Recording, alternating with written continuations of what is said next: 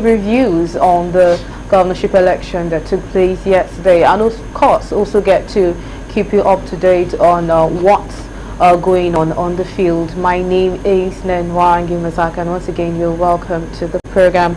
I still have with me Barrister Elvis Asia. Thank you so much for still being here. Thank you. It's been great to be here. Yes, and I still also have Barrister Wahab Abdullahi. Thank you so much, sir. Thank you very much for hosting us here. Yes, so still hopefully the collection of results should resume by 12, but as of now I don't think they have started. Either ways, our correspondents are currently there and they'll be giving us updates on that. So still coming back to the election that took place yesterday, and still looking at some of the loopholes, that took place, and of course vote buying that we have, flogged and flogged and flogged. But again, looking at it from the angle or from the fact that a few days to the election, the IGP, that's the Inspector General of Police, had actually approved the establishment of the electoral events desk. And then, afterwards, we still now have, with that desk being created, we still saw what had happened. What, at the end of the day, is the essence of having it? Thank you very much. I believe that we have the existing laws that deal with the situation that we are complaining of under the Electoral Act. More particularly, Section 121 of the Electoral Act specifically talks about the issue of bribery and conspiracy. And the section of the law emphasizes what constitutes such offenses, and at the same time it also prescribes the penalties. But like we always say, the moment somebody commits an offense, the person was brought to book to face the consequence.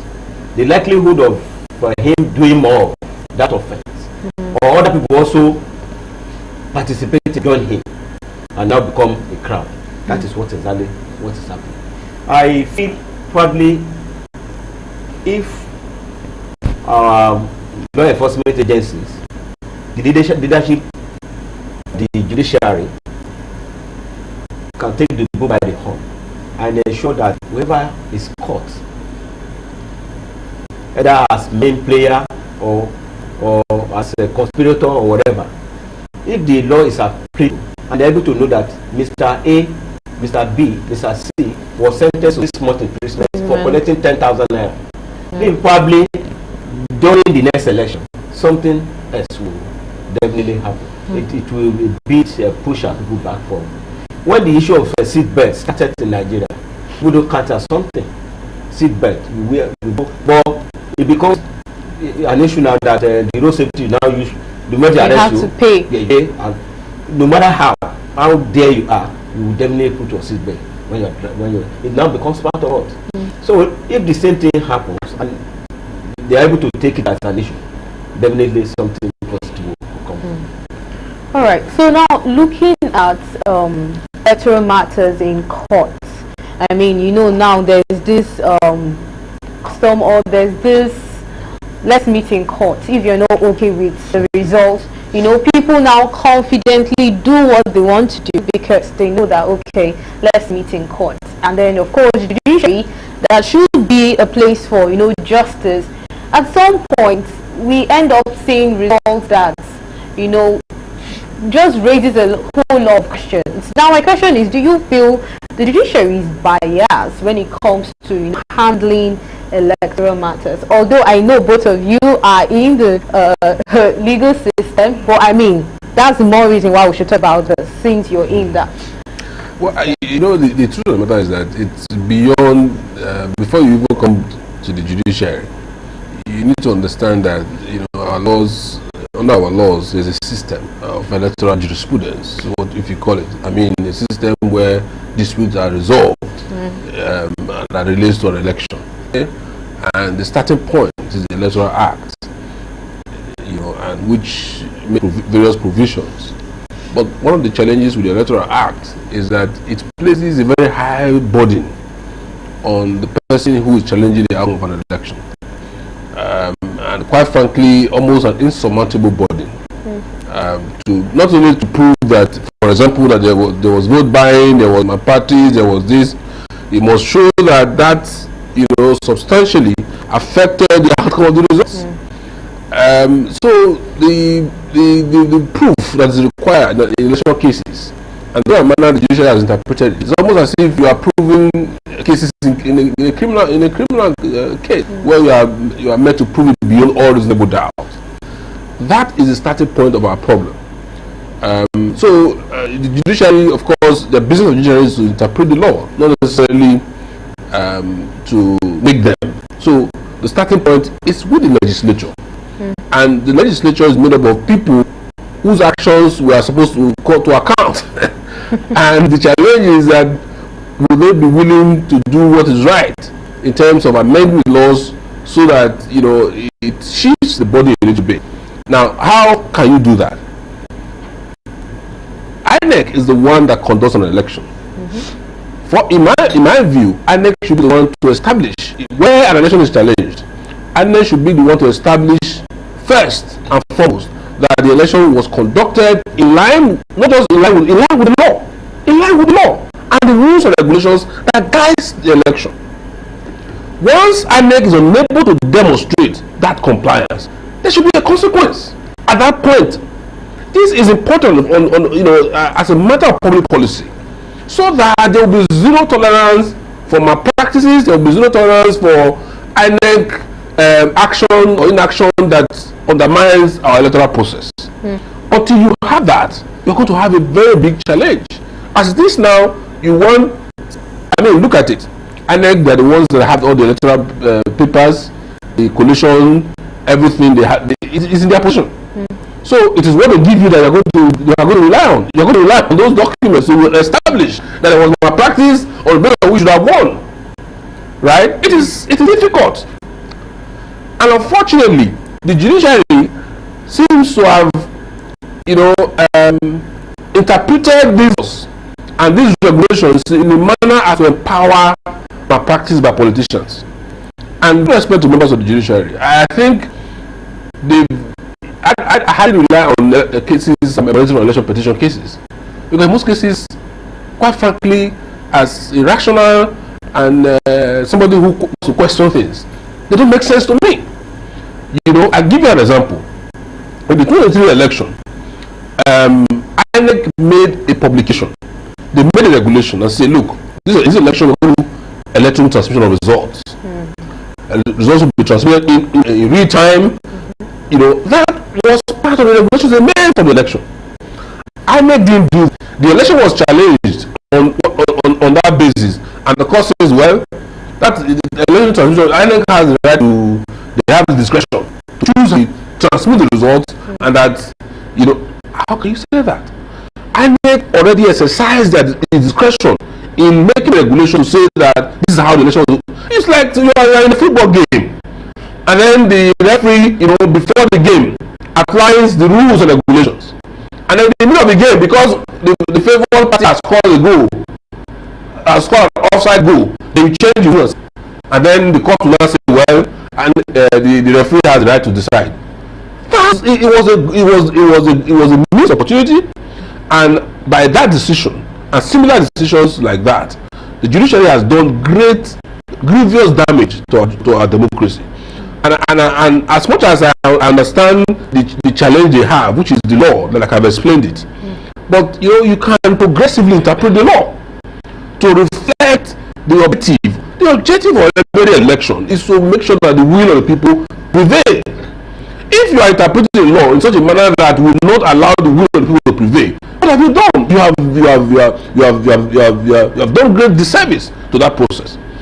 So I can't say that the judiciary is biased in the sense that generally, but I will tell you that most of the major cases that I've seen, the interpretation of the law does not seem to accord with common sense, in my view.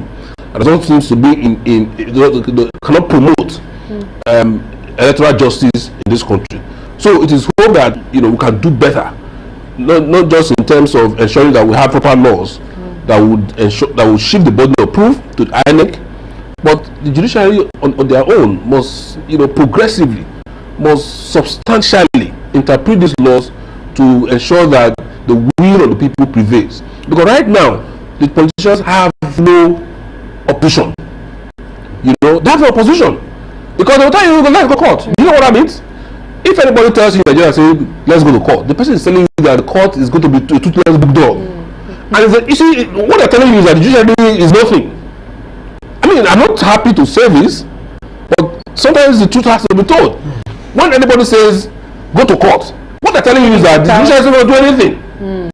What they're telling you is that they have it in their pockets, which is a possibility in some cases, or that they know that with the way and manner they have interpreted the law over time, they are actually directly or indirectly supporting electoral malpractices in the country, and that is not good for our democracy. All right, Barrister Wahab, do you agree? Are you okay or satisfied with definitely what is said is exactly what is happening in the country. However, if I'm also trying to lean on what he has said, building a case starts from the embryo. That's the act itself. Then after the act, finding the processes, then coming to court. They are the processes that one has to be careful and taking special consideration of, if I do this, what will be the implication? Most times, people who come to court to come and give evidence, or for instance, issue of criminality, where people give money as a bribe during election. In this case, police will come around to come and establish that yes, we are able to arrest SY. When he was arrested, this is the evidence, better video evidence, this is the statement he made, this is what happened. Then if all these things are not properly put together, by the time they could get to court, the judiciary will be in a way conscripted not to do what exactly is expected. So not everything is based on law as well. The packages of the cases too also have impact on the outcome of some of the cases in court. All right. So now looking at the election that has been conducted, what do you see are the implications of the election outcome on Ondo State as a whole? Well, I mean, like I said earlier on this program, I didn't expect anything different from what's in right now in terms of who's going to be the eventual winner. It's not been declared, but it will seem that the APC candidate is coasting home to victory. Because if you look at all the whole process throughout the campaigns and all of that, there wasn't any serious opposition from the other political parties. Many of the other parties were all in disarray. But going forward, I think the most important thing is that some of the positives that we have seen with the election in terms of early arrival of materials in many places, the fact that there hasn't been much violence or serious recorded cases of violence, the fact that there were pockets of complaint about beavers, but there hasn't really been any serious complaint with the process. Many people have commended INEC in terms of their disposition in this particular election.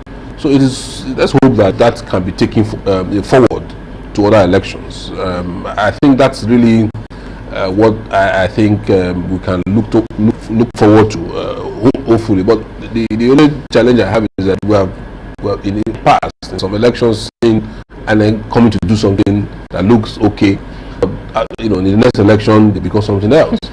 And I've tried to give an explanation for that, and I've seen from my experience, and this it's my experience, and I think I'm free to share my experience. From what I see is that it's usually where there isn't much contention there isn't any strong challenge from the opposition or from another party, that you would have an election that is largely free from crisis and like this. That you will see INEC appearing to do what is right. But in most elections, there's serious challenge from either the opposition or from a political party that is not empowered at the federal level. You will see all contentions like you saw in Ondo, and if my prediction is right, you're going to see in Oshun, because in Oshun you have a PDP government, and I can tell you that the APC political machine right now that are preparing for 2027, they will want to take Oshun, and they're going to want to do everything, and that is when you now begin to see a lot of these issues magnifying. But let's be optimistic for once, and hope that INEC would cascade this what appears to be some positives, in the electoral process, cascade it to other elections, so that in the final analysis, we can eventually have a fair system. But unfortunately, we can't still talk about a fair system where there's serious voter apathy, where votes are bought and sold like Jabu Gari or whatever. Until we're able to address those kind of issues, elections will just look like marking calendar or trade by barter. Yes, trade by barter, but to just like an event that has no substantial effect on who actually, because eventually who now determine who rules is it will be those who have the purse, and for money to be thrown away like that, those who have it are people who have stolen it. There's no other story about it. You cannot do a proper business and earn money and then begin to go and be sharing it the way they're sharing it now. The only way you can be sharing money like that is that you have access to some public purse somewhere, or somebody who has access to it has gotten a lot from it and is trying to use it to perpetuate himself in power or buy somebody into power, and the cycle will just continue. So we need to address the issue of vote buying. We need to make sure that elections are conducted in such a way that can, to be appealing to younger members of the society, so that there will be a higher turnout going forward. All right. So, Barrister Wahab, as it is right now, Lucky Aiyedatiwa seems to be leading. I mean, the coalition is not done. They assume, and I think we still have 3 more local governments to be collated. But as it is right now, Aiyedatiwa seems to be leading. Do you see the fact that he is the incumbent governor influencing this turn in the whole election process? Yeah, if we look at the trend in Nigeria, like what we said at the other section of our discussion, in most states where the incumbent rules, the likelihood of the political party that is in power wins the election. And there are indices for this. One, this police is under their control. Let me put it that way. In the state, they will be close to the commissioner of police. They know the area commanders. They know the DPOs. That's number one. They have enough resources to take care of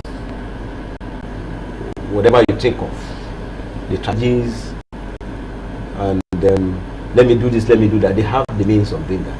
Then thirdly, as a political party that is ruling in the state, they have the machinery of getting closer to some of the groups that people are now using as a platform to have votes. The Tailoring Association, the Mechanic Association, the Transport Union, the Bricklayer, they are so much coordinated that ahead of elections, they hold their meetings. There are special advisors on youth, whatever, that will meet them in where they are having their meetings, their weekly meetings or monthly meetings. From there, they agree that yes, if we decide to vote, people want to come out. Please, this is how we go about it.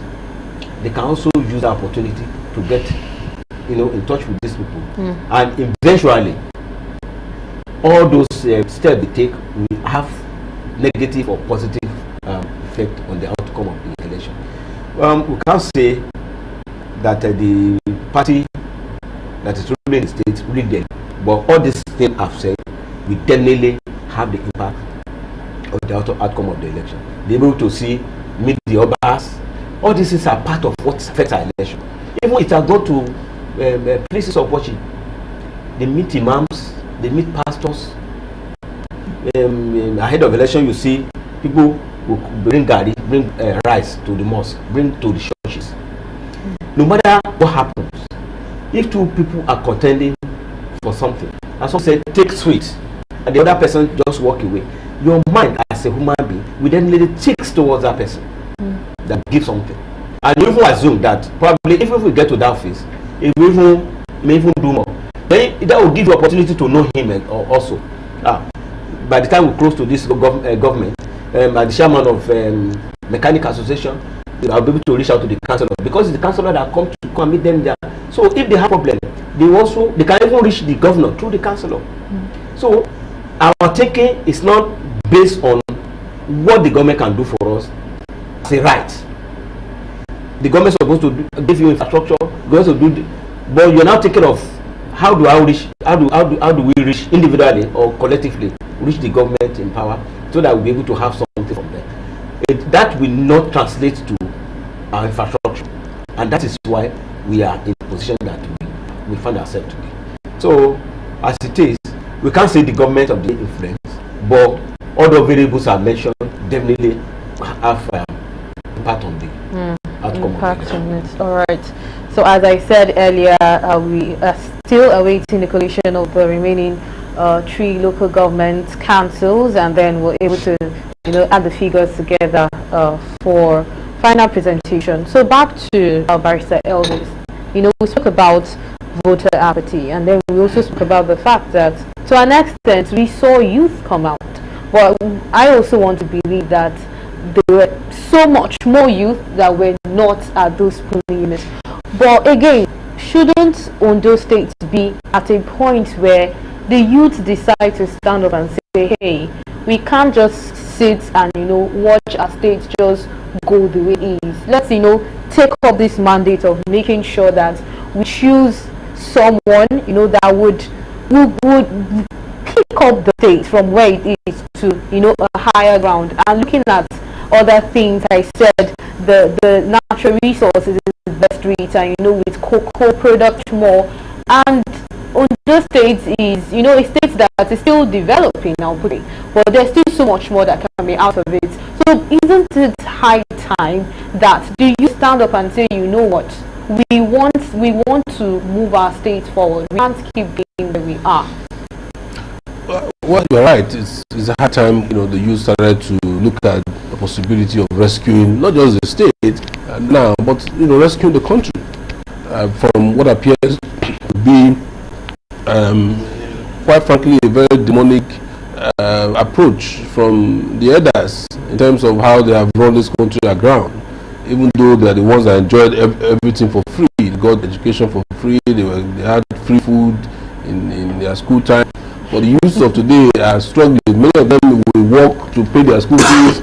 As they are going to school, they are, these guys were having the life of their time, and now they control everything, they control resources, and they are using it to continue to oppress the youth. So it's important for the youth to stand up. But the truth of the matter is that it's not as easy as it seems.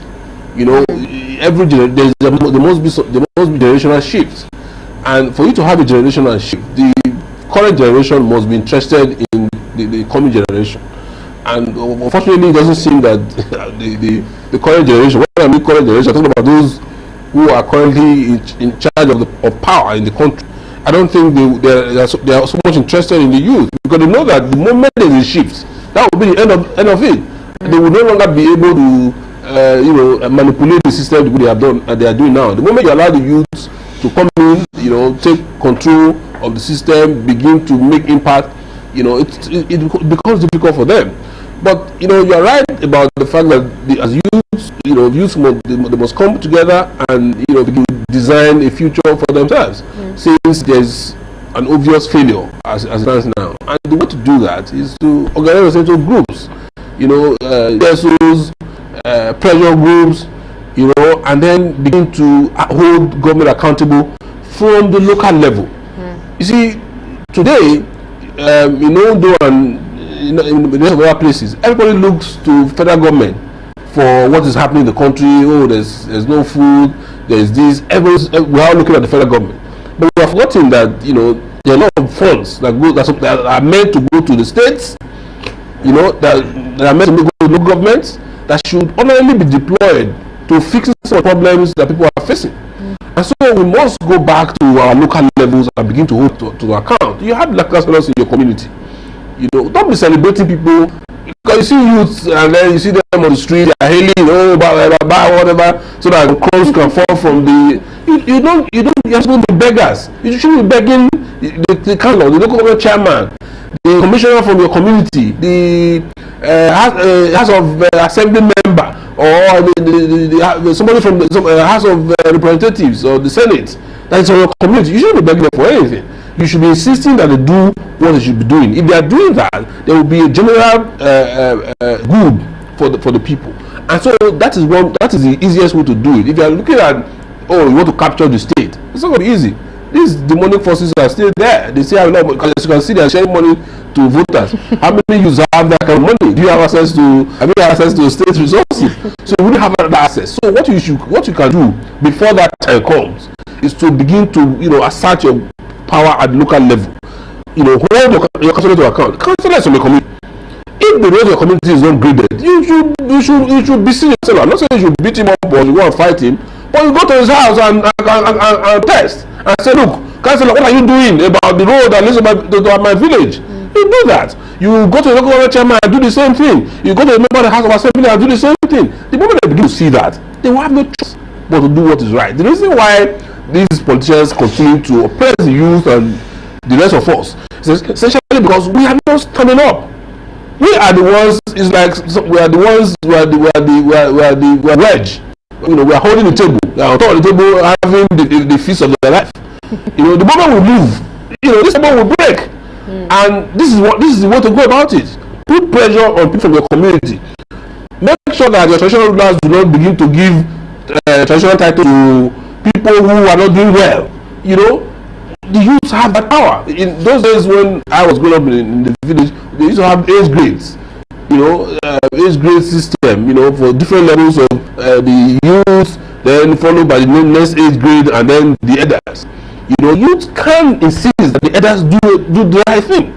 And so, you know, we hope that the youth will begin to look at that. But if we really want to help the youth to do that, because most times when you talk with some of these people, I mean, those who are in their 50s and 60s and 70s who have access to state resources, they will label the youth as lazy, and they will say that they are into developmental discourse. Nothing. Even in this election, why are the youth not voting? You know, most youths wouldn't want to go to any bank today. They will do their banking transaction on their phone. Why can't I vote with my phone? You know, why can't? And then in 2023 you promised election transmission results, you didn't give it, and then they say you could withdraw it. These are some of the things that discourage the youth, and so we need to also on our part, you know, ensure that we are able to get the youth involved through making the system easy for them to come in, because you know we have monetized everything in Nigeria. Everything about money. So most of the youths, they feel helpless. They feel that because they don't have money, they are not able to shape society. But they are wrong. They can actually shape society. They can actually make the difference. And the way to go about it is, like I said, is to start at the local level. Ensure that those who has responsibility to do something, ensure that they do it. And until they do it, they don't sleep. You have the right to go to your councillor's house and protest. Okay. Yes. Now, while you were saying all of this, my mind just went straight to #EndBadGovernance. Of course. Yes, you talked about, you know, youth coming out to state their grievances, and I feel like that was one platform where, you know, youth came out to say, yes, hey, what's going on? Things are hard. People are struggling to eat, you know, and we know how that went. What happened? Exactly. You know how that went. You see, the truth matter is that these people are holding the reins of power right now. They're very powerful, and so they will look for every opportunity, you know, to paint the youths in bad light and prosecute them like they're doing with EndBadGovernance as they do with NSAS protests and all of that. Which is why I'm saying that what I'm recommending is not even protest in that sense. Okay. You know, it is holding people accountable systematically, you know, over time. It's not something that will happen overnight. I'm not saying it doesn't even necessarily mean that you should go and protest in the normal sense of, you know, having a protest day. I'm saying that it should become a lifestyle. That you go to a public office to go and get something done, and the person there is not doing the right thing. You will see that the right thing should be done. You know, in a civil manner, it should become the lifestyle of everybody, and that way the people will begin to change, you know, systematically. Because for NSAS, for urban governance, you know, government does not have the capacity to respond to what appears to be a peaceful protest. They don't, because they don't have any solution. They don't have any answer. The only thing they have answer to is violence. So even if the youth were peaceful, and I can see that in the NSAS protest, at least from in Lagos, originally it was a peaceful protest. What was happening in Lekki Togo was very peaceful. The youth were, you know, behaving. They have to introduce violence to it, so that they can have a leeway to use mobilized force and drive out the youth. So we need to also understand their strategy, and so you now have a counter. You see, this is something that, you know, it's not going to be as easy as it seems, but, you know, a better approach like that can over time, you know, fix the country, particularly at the local level. You don't have to make it you know, so that the president will not begin to feel threatened that somebody wants to, some children that are hungry wants to go after his job. All right, so Barrister Wahab, I mean, looking at youth and the whole... Majorly, what is substance in us is patriotism. Okay. It affects me, affects you, and affects others. We don't see our country as ours. We look at it as if we journey from somewhere to have a brief stay. Then from there, we move to somewhere else that is better. That is why the issue of DAPA become the intense.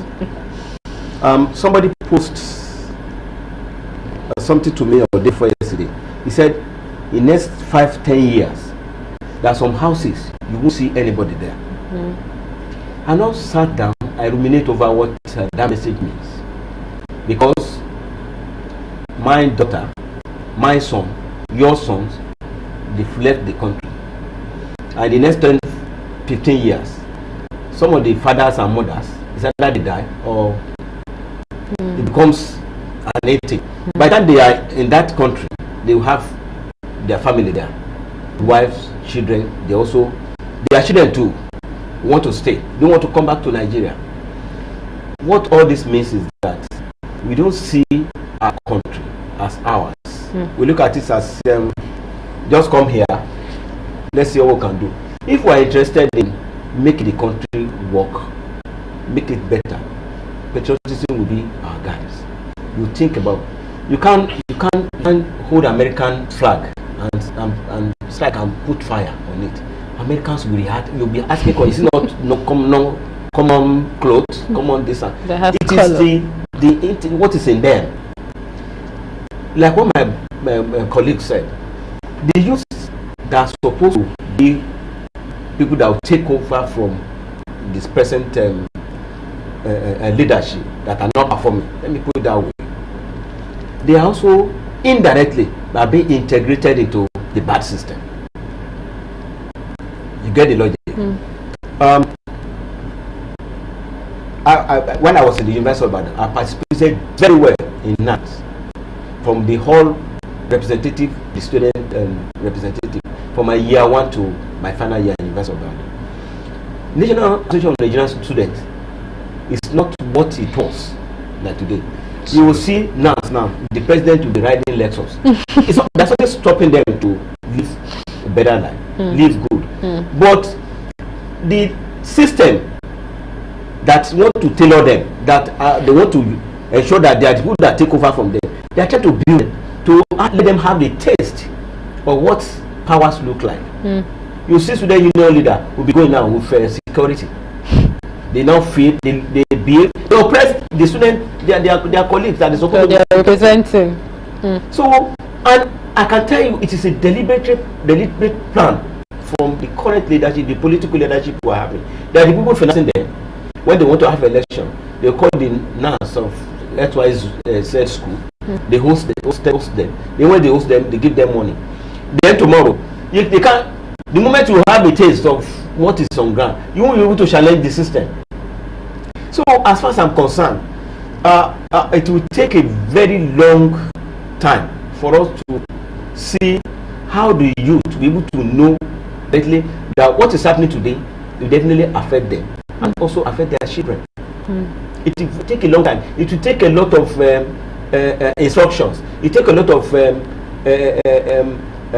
lecture. It take a lot of sensitization. So many things for them to know that what we do today that will have positive impact on our future. But the way things are, they are also being brought into the system, the corrupt system, and what you are putting to them, it was also like a garbage in, garbage out. What they are seeing in the society, the more you say that I don't want to join them, you will be there. Other people that went to go and join them, they come back and look good. Then you are examine yourself. Is it not better for me to go this way? By the time you go down route, then the majority will start taking that same route, and that's the problem we are having. And we will continue to have it until the sense of patriotism came back to us. We say, this is my country. If this country look good, I'll be able to build my chest that I'm from Nigeria. If I go to somewhere else, I'll be able to say, yes, this is where I come from. So those are the things that we have to look at. All right. With that being said, we'll quickly go on a break. Let's know what's happening at the Collation Center as we speak. As for us, we'll still be right here at the studio. So let's just quickly know what's going on at the Collation Center, and then we'll be back.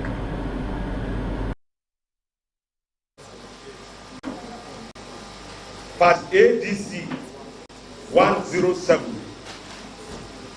Part ADC 107. Part ADP 52.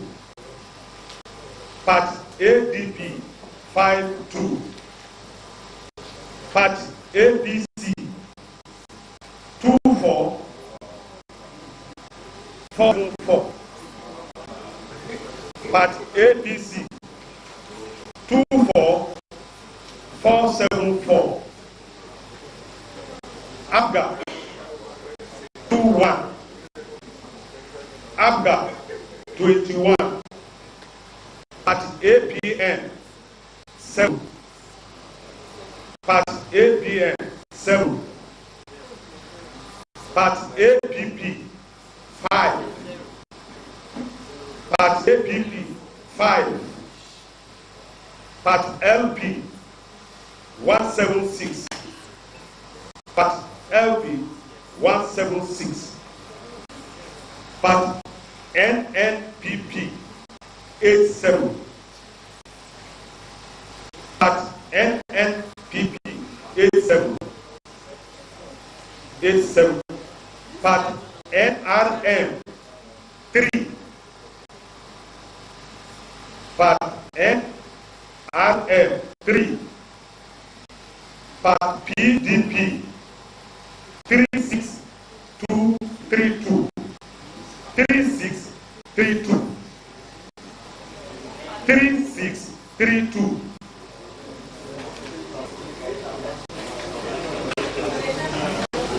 Part PRP 1. Part SDP 0. Part SDP 0.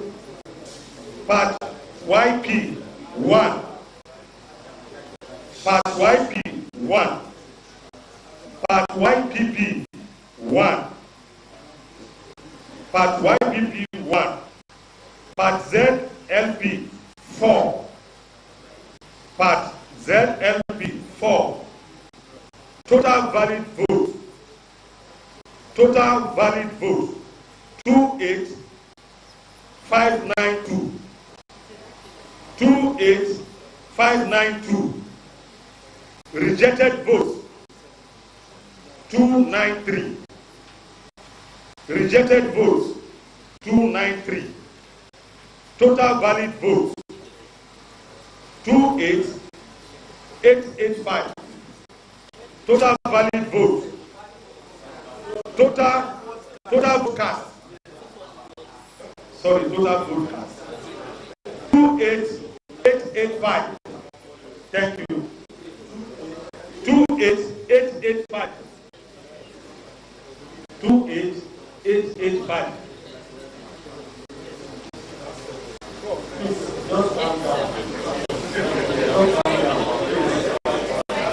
When do we need to wait for the resolution? Go back to Abga. Yes. 21. 21. No, it's 8 p.m. 7. 7. 7, not 0. 7. 7. Yes, sir. 7. Not 0, 7. Any cancellation? No. No cancellation. No cancellation. Party agent, please. Party agent.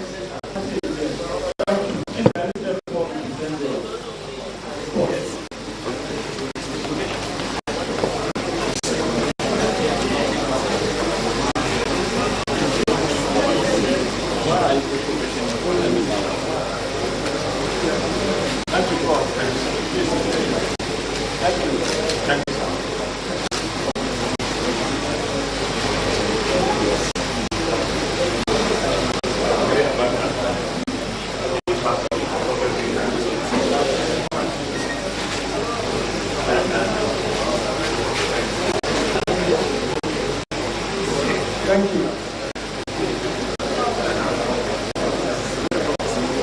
MC, the last local government, and that's SL local government. SL local government.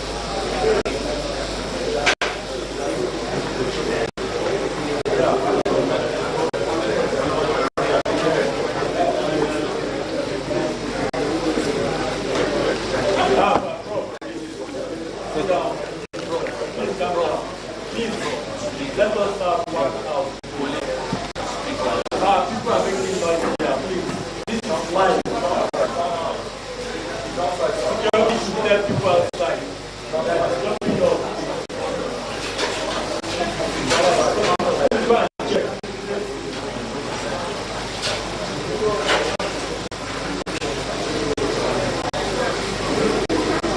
This is live.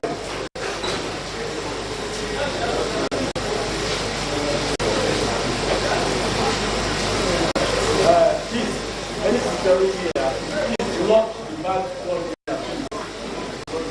Please lock the back door. Lock from inside the back door. Please let somebody lock this door. Confirm, please, confirm. Okay, that's okay.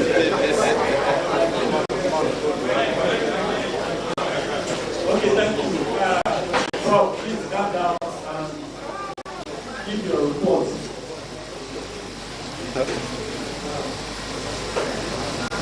All protocol observed. Thank you, Mr. Chairman.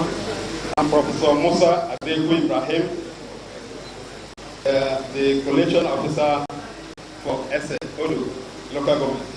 Okay, give me to the Ojo Odowole Isaac, electoral officer, Ondo local government. Okay, you can now proceed. Thank you. Number of registered voters 848. Sorry, 84888. 84888. 84888. Number of accredited voters 22975. 22975.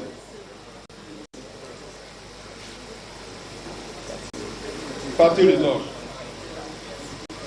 Party A 2. AA 1. AC 3.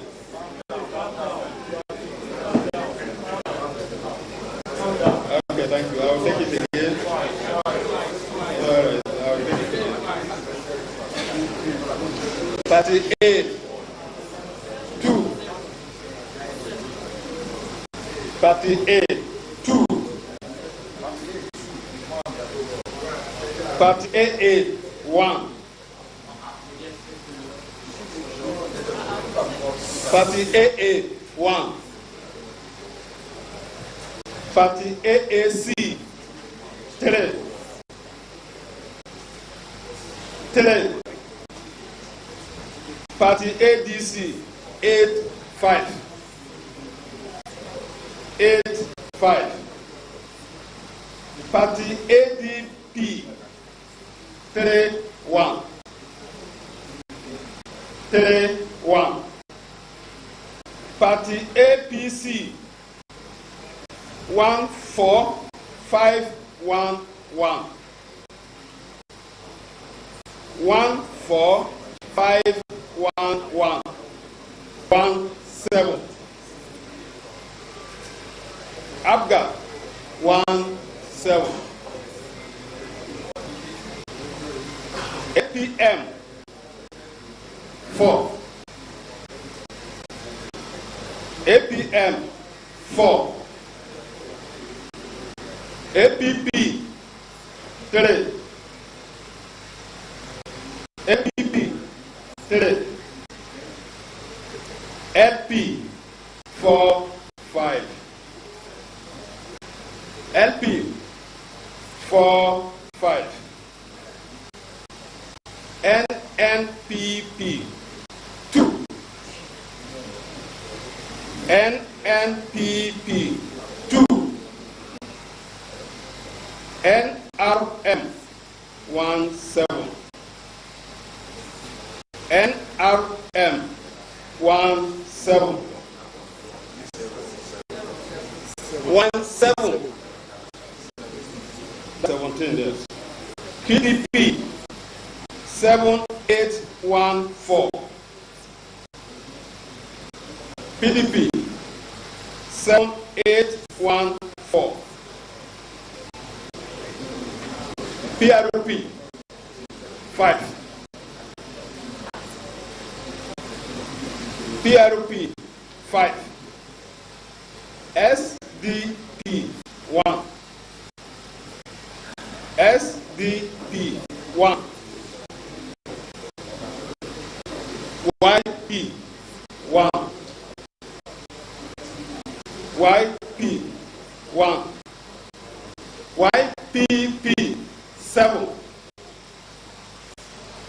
YPP, 7.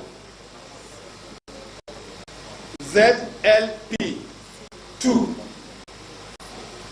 ZLP, 2. Total valid votes. 2, 2, 5, 5, 1. 2, 2, 5, 5, 1. Rejected votes. 4, 1, 7. 4, 1, 7. Total votes cast. 2, 2, 9, 6, 8. 2, 2, 9, 6, 8. Thank you so much. No. Thank you so much. Yeah, forward. Party agent, please. Party agent, no comment. No comment. Thank you. Please cross. Don't forward.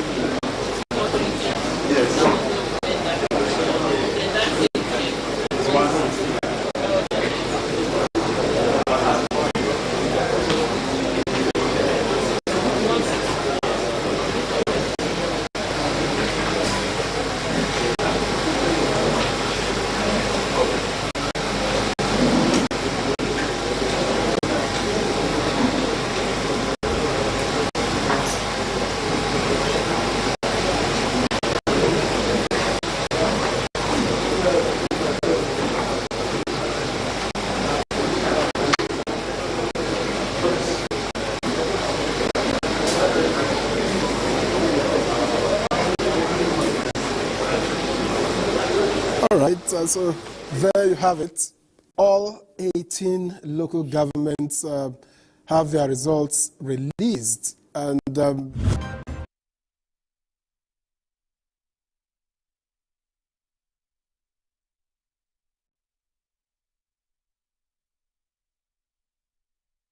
we are glad to have you back as we have just seen the collation of the result has been concluded, and 18 local governments, the APC, which is the candidate for the APC, which is Lucky Ayedatiwa, seem to have won in basically all of it.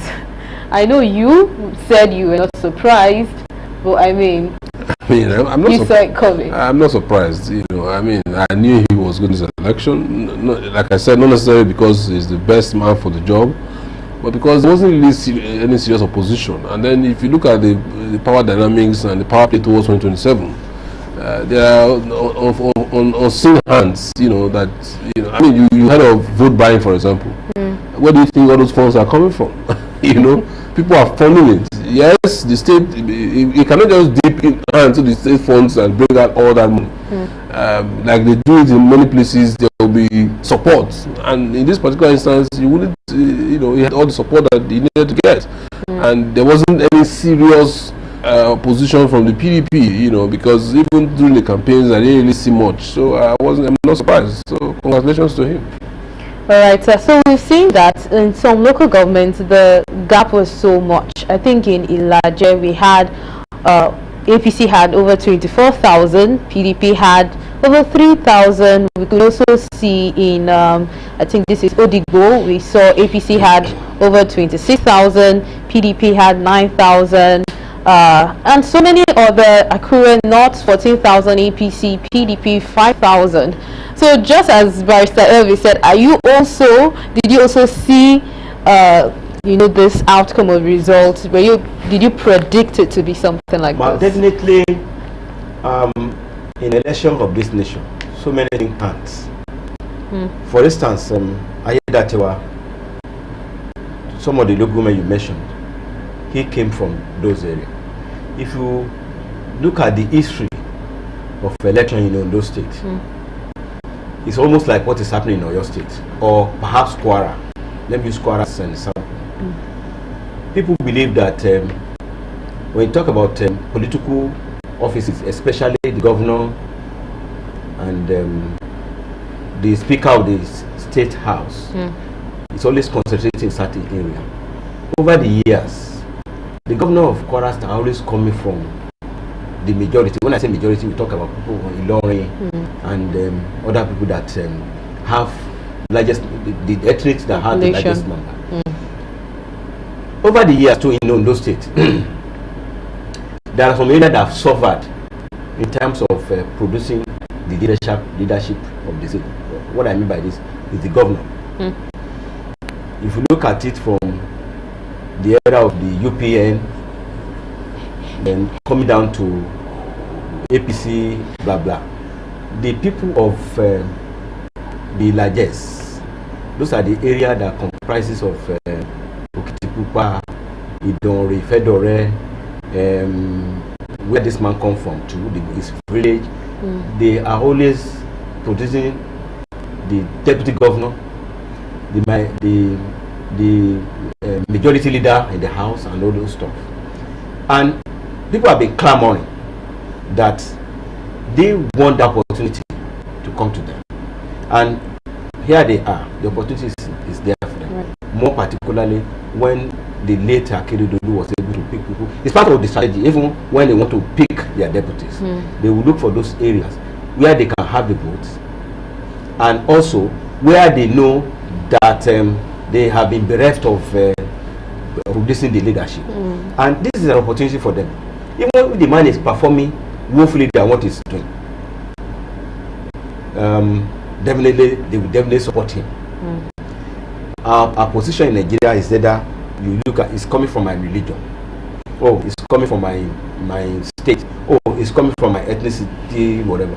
That's one of the things that happen in that area. And secondly, like what my colleague said earlier, he is better positioned to reach out than some of the people.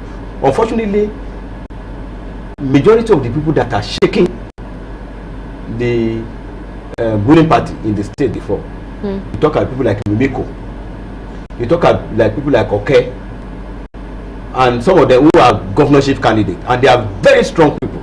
They have their followership. Majority of them now are in APC. This will also count positively for him, and that's one of the things that reflected in the result you see in some of the areas. But the one that concerns me is Akure. Though Akure, either I mentioned Akure not what about now, and that area will be probably Ondo, Bolu, and all those areas. In Akure, major city of Akure, I expect the result to be at par, like what is happening in Lagos. You understand? The consciousness of voters in Lagos will definitely drive the result of any election that is being conducted. So I also expected that in Akure, the city of Akure, where they have mixture of people coming from different places, Yoruba, Igbo, and other things, it's supposed to reflect in that the outcome of that. But if it doesn't, that means some other variables comes in. Maybe probably they use money to settle, or they have reached out to. When election comes like this, you see people go to Igbo community, you go and appeal to them. What they are agitating for, don't worry. Once we win, we will be able to give you this. Then those people tell them, they have their meetings, Sunday meeting. Let us vote for the governor. If we don't vote for him, if they were able to trace that, by the time they eventually win, it will affect us. They say, okay, they give directive. And those who doesn't have anything to lose, though they live in the state, they believe that what they want from the government is something that will favor them to stay there peacefully and do their businesses. They will go and meet those people, Igbo community, outside community, and all this type of thing, and try to see what they can do to influence them in terms of persuasion, in terms of giving them something. They may go there to give them rice, give them gari, give them, which have become part of our electoral persuasion. Okay. And our politicians, they realize that the moment they're able to do something for people, the minds will tilt towards them. Unlike what is happening in America, their campaign strategy is something that is well known, is defined. People talk about abortion. I don't know when those type of things can happen here. They have policies. Because of abortion, a president can lose. Because of tax, a person can lose. But here, what is majorly affecting us, it's like they deliberately plan it. When you have economic problem, we have a financial problem, definitely it will affect your decision, and that is what is happening and come to play in the outcome of our election. Okay. So I had actually asked Barrister Elvis this question, and I would also want to get your opinion on it. Looking at the incumbent governor himself, Lucky Haridatua, and the period at which he has served, how would you rate his performance so far? He assumed office after the demise of late Advocate of Nigeria, and subsequently after he took officially, there are a lot of political intrigues that doesn't even allow him to sit tight and then work very well. And the person he took over from has a lot of politics that's also running, which he as a deputy governor has to continue to ensure that we will have to complete those projects. We cannot address him muchly based on the little time he was able, though he spent about almost 1.5 years or 2 years there. Okay. But one cannot say exactly this is what exactly he was able to do. May probably having coming back now on his own mandate, maybe probably something positive we be able to recall something positive from him. But like what is common in Nigeria, every individual going to political office, the first come to their mind first is, hey, we are here, this is our government. The moment somebody is appointed into political offices, the family, those who have not greeted you in the last 10 years, decide to send text message, congratulations my brother. And why? Because they believe this is our time. As it is, I hope, as is assuming the office, to be able to do something possible that would help him if probably he wants to contest on his own in the next election, be able to do that possible. All right. So, Barrister Elvis, are there any best practices or recommendation for improving elections moving forward? There are a number of things. Your reporter earlier mentioned that because of this delay, these results would have probably been ready since, because of those larger areas, those communities where you have the rural communities. It will take a long time to transport information and all that. I would have thought that we can fix that problem with early voting in those kind of communities. Even in the US, for example, you hear of early voting. Perhaps they can begin to consider early voting in rural communities, and then if we also implement, as we continue to embrace technology, that would help us in collecting results, getting results out on time from those communities and all of that. And as we have seen in this election, there are reports that materials were transmitted on time, and so it's hoped that can become a regular feature of our elections, because it's very, very important. It counts. The moment people continue to wait for a few hours and there are no staff or materials to vote with, they'll just go back, and that will further deepen our problems with voters' apathy. So I think we need to manage the logistics of supplying materials better. Maybe learn from this and cascade it to other elections across the country. And the most important thing now is voters' education. I don't see that much in our electoral process. We all talk about the election day, but what happens? How do you prepare the people for the election in order to address all those challenges that we have, particularly with vote buying, with voters' apathy? These are the two major issues that strikes at the heart of democracy. Because what it simply means is that what we have is not a democracy. It's a cash and carry democracy. So that the man who has the money is the one who wins the election. So in terms of best practices going forward, CSOs, government, everybody, there should be a policy to prepare the people for elections. Let them have appropriate information. I mentioned the fact that those days we used to have National Orientation Agency disseminating information, through jingles, to radio, billboards. We don't see that anymore. It's sad that now that, because you see, for you to galvanize the people, mobilize the people, they need to understand what you are doing. They don't put understand it. What they understand is the fact that they're hungry. They don't understand that this is why they're hungry, is because they are allowing their votes to be acquired. They don't understand that one of the reasons why they're hungry is because of this vote buying.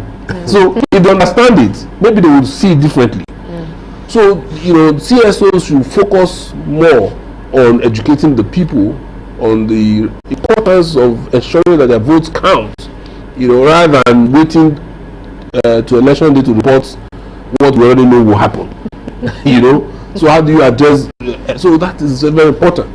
And then for INEC, yes, it appears they've done a few good things here, but one of the issues I have with INEC is beyond just bringing beavers and bring people to do election. There are other responsibilities they should already have. Controlling campaign spending, for example. Because vote buying is a direct result of, to some extent, a direct result of INEC's failure in managing, the process in such a way as to ensure that political parties do not overspend money the way they are spending right now. And all of that. So I think those are some of the issues we need to take going forward. And then on terms of security, yes, the reporter mentioned that you couldn't walk 1 meter without a roadblock or whatever it is. I think that by now we should have outgrown that, and have a system where people can even go back to the normal duties when people are voting. You don't have to restrict movement we are doing, but of course I understand the peculiarity of the Nigerian system, the African system, the security challenges and all that, but going forward we need to look for better ways to manage security, so that we will not begin to continue to empower the federal government to mobilize the army in order to want to swing elections at the state level.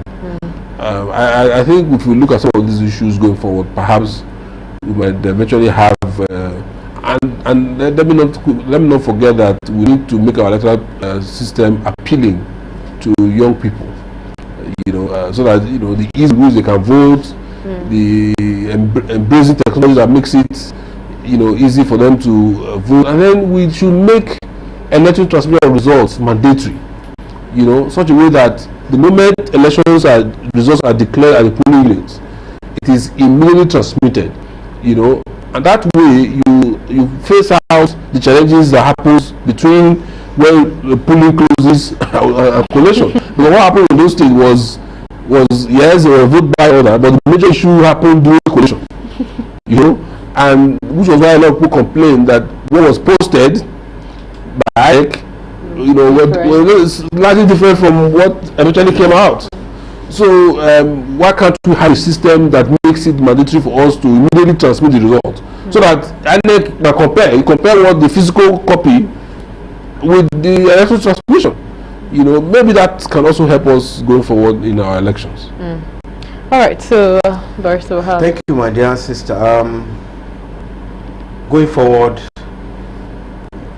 there are a lot of things for us to do, and most of the responsibilities also rest on the INEC, which is the orbiter or the machine which the orbit runs. I would suggest that they should look at election beyond annual festival, where we know, if not for all these little exceptions, though Ondo, where the court system has changed their tenets. When we go for the normal general election, 1 year ahead of every election, even as prescribed by the Electoral Act, the INEC supposed to be preparing hard. How do I mean? Those people who help them in terms of finances, maybe probably from the National Assembly approving their funds, then set machineries in force to start from educating the voters. What is your position? What is your right? What are the exceptions? What do you need to do before, during, and after election? But the moment we're able to do all these things, we'll be able to come to the reality that yes, this is how to conduct good election, and we'll be able to also get to the position that this is what we call democracy. But all this one we are doing, people look at this, we are celebrating birthday. You know that your birthday comes up to so date, then you come another day, do photo shoot, do blah blah blah, then that's in the whole thing. And it's like what we are doing now. And apart from that, we expect that the body should also work with the civil society organizations, religious organizations, to ensure that people were able to know the essence of election. It is very important, sir. The moment you are able to put people into the office, they will fear you. They know that if you are not doing their business, don't do the necessary thing, by the time the election comes, you are out. They just be waiting, counting days. The next 3-4 years, you are going. But the moment people realize that when they get to the office, they will to use money to influence the election, INEC will support them, this and that. They have no, will not be able to realize our ambition as a democratic nation. INEC supposed to be an umpire, unbiased umpire. Ensure that what they need to do is to see that they go by the rules. They conduct the election according to the Electoral Act. They conduct the election according to the circumstances that will help them to come out successfully. Like what my brother said the other time. Most times in some area now, where like the riverine area, what is applicable there may not be what is applicable in the internet, where you can easily move electoral materials easily. Maybe probably ahead of the election day, some of the material can be moved 24 hours to those areas. Then those sensitive material can also be moved early in the day to reach those areas, so that they will be able to have effective conduct of election in those areas. Sometimes, sir, in before, during a dashing time, I'm a bit older. People will wait for the result of the river area, blah blah blah. Even with the population, people know that they don't have that population. They will announce the result in Ado, Akure, blah blah. They wait for the river area. By that the result come, because most times they will vote till 6, 7. They say they are voting. They can't even move material because there's no fly boat. There's this and that. Then by the time the result come from there, you'll be surprised. And this same small community that have this, there's nothing you can do. Because you see the ballot papers have been documented, you'll be able to count it. This sort of party has this, and there's something you want to do about it. So it's an holistic thing. We have to be sincere about what we want to do. People that are also, be the head of who are the heads of the organization, right from the chairman of the INEC, coming down to the state coordinators and all those things. We have to be sincere and ensure that we are able to establish real democratic tendencies in the country. Very democratic. All right. So while we're still talking about voter apathy, we spoke about the youth, and I think we established the fact that the youth need to wake up, if I would put it that way, wake up to their responsibilities and what they need to do, to make sure that these people who are placed there are people that we can hold accountable to and say, we put you there, you haven't done this, you haven't done that, you know, and all of that. But now again, looking at it from another dimension of the fact that you know, during the last general elections, you know, there was this wave of the fact that the youth, it's high time the, you know, younger generation begin to take up these leadership positions, you know, and afterwards it was more like everything died down. And now, of course, we're talking about Ondo State, and look at all the candidates. I don't think we have any young candidates among the over, I think, 17 or 18 candidates we have there. You know, it died down after 2023. I think I tried to mention what that happened.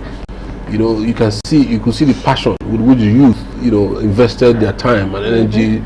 Those who were in the skit making business were doing that. And then, you know, it was a beauty to behold when you saw videos from various polling units and all that. You know, the interest was so good and encouraging. But that interest was killed when the politicians, you know, in the middle of the night, changed the rules of the game. You know, we understood that, you know, coalition was going to continue the next, whatever. Before you know it, at white people were asleep. White men were asleep. You know, the whole thing changed, and then the judiciary now say, okay, well, INEC had the right to go ahead and do that. You see, that's, you know, that is when a nation must find a way to lean on the wave, on the particular, you know, there are waves, you know, at every point in the history of every nation. You know, you must be able to key into that wave, and that wave was unfortunately destroyed by these so-called these politicians. Because if the reason why some of them came out to vote was the assurance that there will be electoral transmission results. Because one of the reasons why people are not coming out to vote, the young people are not coming out to vote, they don't see why we should be doing this ritual. When at the end of the day, some people will sit down in one secret meeting and determine who wins the election. They think we are joking. And so when the assurance was given that look, this time around we are different, to demonstrate we are going to be different, we are going to transmit the result immediately. That was why you saw them at polling units at night, you know, ensuring, taking video recording, taking snapshots and ensuring that the result. Some of them even came up with music and all that at polling units and refreshments, and they were happy. You can see, I mean, that it was a great moment. In the middle of the night, that everything was destroyed, and youth eventually went back to their shells because they have seen that, you know, irrespective of whatever they do, it's not going to make the difference. That's it. Which is why, you know, on this particular issue, my major problem is with the judiciary. You know, judiciary should not have allowed them to get away with it. Yes. It should have counted. Why? Because yes, the Electoral Act says that INEC has the discretion on how to transmit if he wants to decide to. But INEC exercised it by making there was a regulation. I saw it. They made a regulation for the election and said this was how election will be transmitted, and the youth came into it. They were happy because they knew that would ensure some transparency or level of transparency. And then the same judicial says, well, I can change it. Nobody should be able to. No judicial. There shouldn't be that kind of decision that allow somebody, a referee, to change the rules of the game at the middle of the game. Not just in the middle, at the end of the game, after the match is played. You know, after the match is played. So that is what has destroyed that wave. I just pray and hope that we are able to. If you look at but do you see the trust of these youths being won ever? Well, I mean, eventually there will always be opportunities. You know, if you look at NSAS, for example, that was another opportunity for us to key into, you know, our youthful population. The youth are more than how many percentage of this country? They should be the one dictating the pace. You know, but you can see that they came out during NSAS protests, and then we again killed it. These people are very powerful. They have all the phones. They are very smart. They have people like Wike and Co that they use as agents to scuttle things. I'm sorry I have to mention that name because I mean that's the way I say it. You know, and they want to at every point when they see that youths are coming up, they kill it. And so the youth should not be discouraged. We must continue to, you know, once we find opportunity, you know, again, which will exploit, and one day it will change. It cannot remain forever. I can see that it looks hopeless, which is why many youths are running away. You know, most of my friends, I don't have friends now in Lagos. No, they don't have jackpot. I'm not a lonely man. You know, tomorrow you're supposed to hang out with a friend, and then the next day you hear that he's not in the jackpot. It's not in it's not even good for our health as Nigerians anymore. You know, but unfortunately there's nothing we can do about it. You know, but at some point this has to change, and I want to appeal to the user. Look, you know, just like you did it with NSAS protest, like you did it with 2020 election. You know, if there will be a day, your day is coming, and we must keep at it. We must keep at it. All right. So, you know, when we're growing up, they say children are the leaders of our looks like tomorrow is yet to come. We are still waiting for tomorrow to come. It's a serious issue. What I've said earlier with CB, what I'll repeat myself. The leadership that are there now seems not to want the youth to even have access to that position. But don't you think it's because they probably know the force at which the youth have? So they probably, you know, trying to limit before it goes out of hand. Well, that is part of the idea. It's deliberate. Because sometimes the last protest that will come in Lagos, I'm close to some people in government, more particularly in Lagos. If you see the fear, the exercise, you think the sky want to collapse. Because they were looking at it that if we're not able to check this thing, and what happened, like what happened during the NSAS happened again, that may be at the end of the state. Because the state is just to come out for the one that happened. People should not pay for destruction, but that thing shake the government, even both state and the federal. When the issue of the one that happening in Kano, happening in Lagos, what happened in Kano and some other states, if it goes strong like that, in every headquarters of the state in Nigeria, that will be the end of the country. The military cannot even be able to check them. By the time you kill people, the more the spirits will come. So the issue of the youth are the leaders of tomorrow, I don't see it soon. Okay. But we need to have a very planned structure that can engineer them to achieve that aims of the youth of today becomes the leader of tomorrow. Probably maybe 2 statutory provisions that say, okay, so some of our youth are in the National Assembly. They are supposed to be part of those people that will sponsor bills that ensure that the way they are making us about women, it has gotten to a stage that it becomes a statutory provision that certain percentage, maybe 35% of offices in so should be. If we can also go through that route, probably the integration will start. Then they will be able to achieve a gradual process whereby youth will also become part of the system, and they will be able to agitate for what affect them and affect their future. So those are the things I think we can do. But as it is, those people who are in the system, who are the elders, they design a system that will not even make you to understand the problem they're having. If 3 or 4 people comes together now, so they want to do something here, they just identify one or 2 of them, they bring them closer, tell them this is what they want to do, mobilize them. They are the people that will work against some of the things that the groups are prepared to do, and at the end of the day, they won't be able to move forward from where they are. So that is exactly what is affecting us. All right, so still looking at election credibility now, we're moving a bit away from Ondo State to look at local government elections that have been conducted. I can see Barrister, I have laughing already. You know, local government elections that have been conducted in some states, and the most recent is I think Ogun State and Zamfara State, who had their local government election yesterday. Okay. Yes, we two had earlier, but the two had yesterday, you know. And one of the the thing that kept reoccurring is the fact that miraculously, I intentionally want to do it miraculously, the majority of the parties that win the local government elections end up being the ruling party in the state. The reason is very simple. You know what they call local election is not election. It's not an election. It's a mess election. The governor just handpicks people. It's a selection. It's a selection. It's a selection process. There's no election.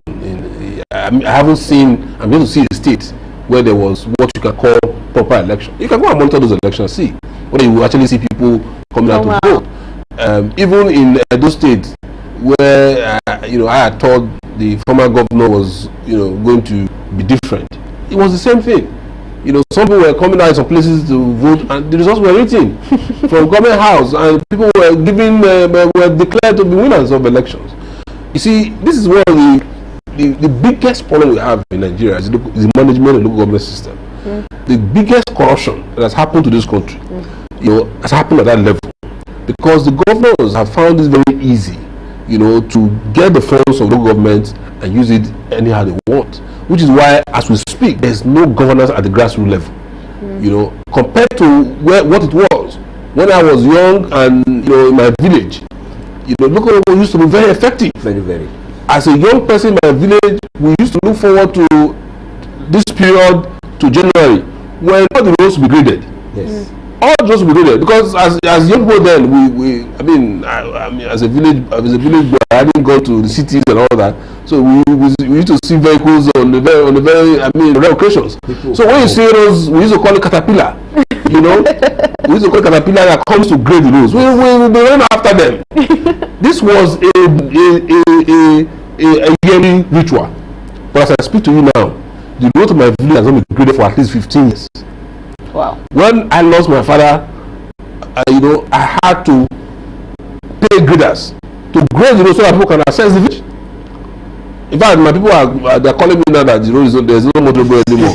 And I say I'm not a politician, and I said okay, let me now. I've now decided to call all the people that I know from the village so we can put money together to go and grade that road again. As I speak to you now, we should be the. As I speak, the rate that will take me to my village now in the next between now and January will be that, because we are collecting, we are putting it together, and I'm not entrusted with that. So when the money is ready now, I will go to my village, go and make the arrangement, get graders. I mean, this is sad.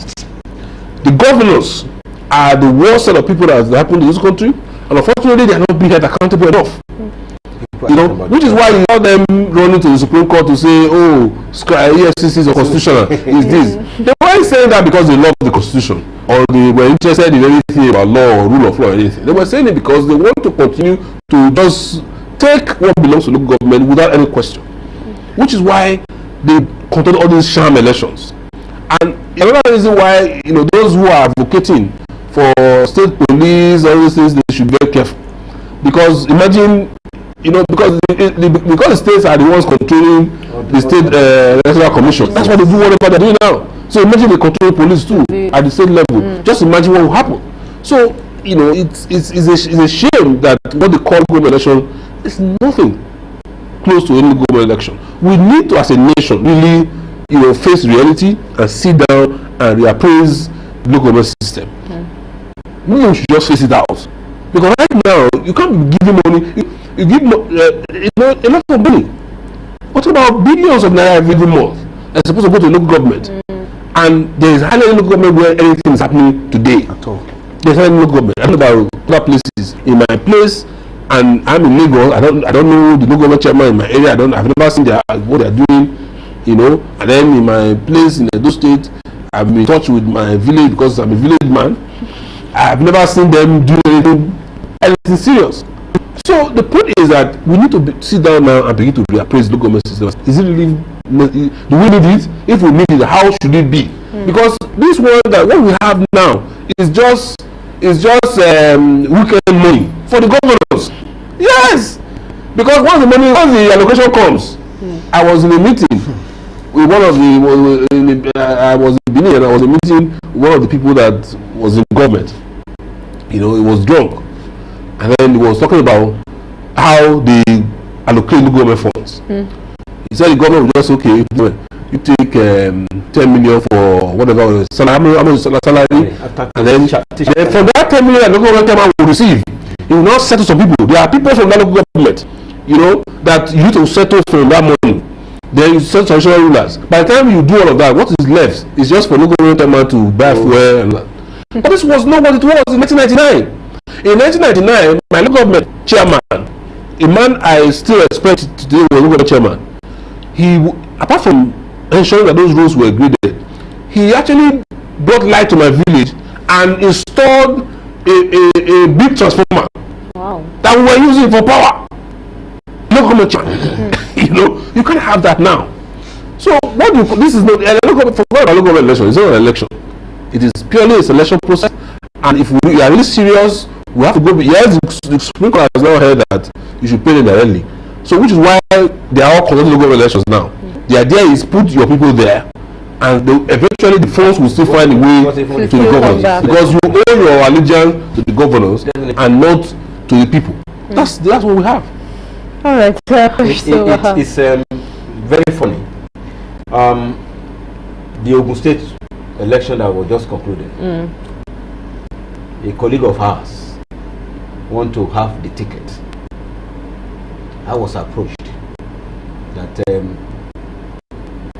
I should consult a very senior lawyer who the governor had the ears, that I should help them talk to him so that the guy would be picked as a candidate.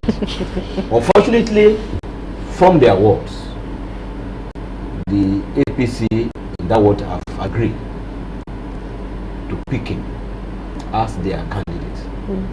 But the entire decision rests on the governor. That's it. And when the issue happened, we are trying to also make moves, like we said. The governors, don't let me just go directly. The party said they want people who will understand the party. Understanding in the sense that that will be loyal. Yes. If we say that your money comes, it may be in paper. We send money to you at the chairman. Yes, the Supreme Court money to be paid directly to you. Yes. But when the money comes, this is what it go. It might be still the same thing what we were having before. What was obtained. If 10 million naira come for the local government had been distributed from the FAC, the governor will still go back to the local chairman. We still need XY percentage of what comes to you, because it is from there we're able to sustain that, and they want somebody who will be in that position that will voluntarily release or give out that portion, and it will keep his office.